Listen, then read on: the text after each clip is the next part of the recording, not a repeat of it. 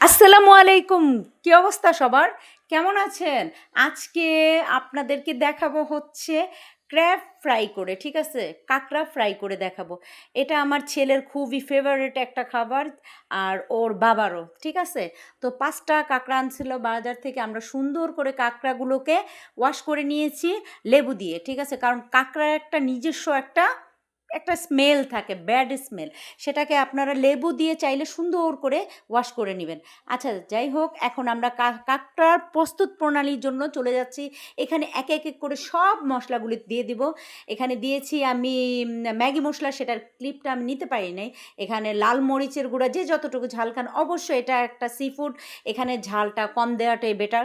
আচ্ছা, soya sauce দিব, তারপরে ধনিয়া ফাঁকি দিব, তারপরে দিব হচ্ছে আদা রসুন বাটা, লবণ পরিমাণ মতো, কারণ সয়া সসে অলরেডি লবণ আছে, তাই আপনারা হিসেব করেই লবণটা দিয়ে দিবেন।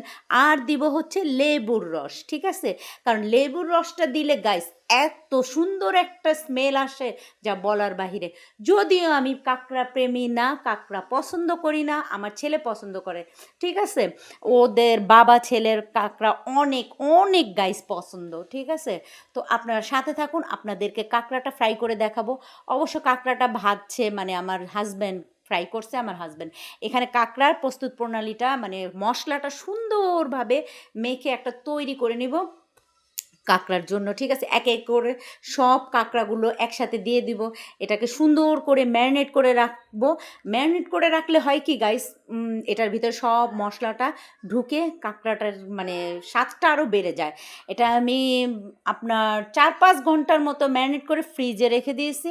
আপনারা চাইলে আপনাদের ইচ্ছা মতো ম্যারিনেট করে যত ঘন্টা খুশি রাখতে পারেন। তবে যত বেশি রাখবেন গাইস, কাঁকড়ার মানে স্বাদটা আরও বেশি ডিফারেন্স আসবে। আচ্ছা, তো দেখুন হাত দিয়ে সুন্দর করে আমি মাখাই নিচ্ছি, এমনকি আমি ঝাঁকড়ায় নিচ্ছি কাঁকড়ার ভিতরে ভিতরে, যাতে মশলাগুলো ঢুকে আর খেতে যেন গাইস অসাধারণ লাগে। এই যে আমি চুলায় একটা কড়াই বসায় দিচ্ছি। এখন এটার মধ্যে দিয়ে দেবো তেল, পর্যাপ্ত পরিমাণে ডুবো তেল দিলে গাইস ভালো হয়, আমি ডুবো তেলে দিয়েছি। আর এটা তেলটা যখন গরম হয়ে আসবে গাইস, তখন দিয়ে দিব কি গাইস, আমি ক্র্যাবগুলো, ঠিক আছে? তো এই যে ক্র্যাবগুলো এক এক করে দিয়ে দিচ্ছি আমি এখানে। ৫টা ক্র্যাব আমি ৫টা একসাথেই দিয়ে দিচ্ছি। সুন্দর একটা কালার আসার আগ পর্যন্ত আমি গাইস কাঁকড়াগুলোকে ভেজে নেব। আমার হাজব্যান্ড কিন্তু ভাজতেছে, আমি ওনাকে নেইনি, কারণ উনি খালি গায়ে ছিল, ঠিক আছে? দেখতে কেমন অদ্ভুত লাগে, ঠিক আছে গাইস?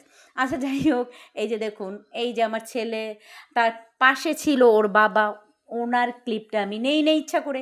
আচ্ছা, এই যে দেখুন গাইস, ও সস দিয়ে খাচ্ছে আর হ্যাপি মজা পাচ্ছে, ঠিক আছে? বললাম বাবা কেমন হয়েছে, ও বলতেছে আলহামদুলিল্লাহ অনেক মজা হয়েছে। তো আমার চ্যানেলটা নতুন হয়ে থাকলে গাইস সাবস্ক্রাইব করে দেবেন, আর আমাদের সবার জন্য দোয়া করতে একদম ভুলবেন না। আর আমার চ্যানেলটা লাইক কমেন্ট শেয়ার দিয়ে দিবেন গাইস, আর কমেন্ট করবেন, ঠিক আছে গাইস? তো আলহামদুলিল্লাহ সবাই যেন ভালো থাকে সেই দোয়া করবেন। ওকে, আল্লাহ হাফেজ গাইস, ভালো থাকবেন।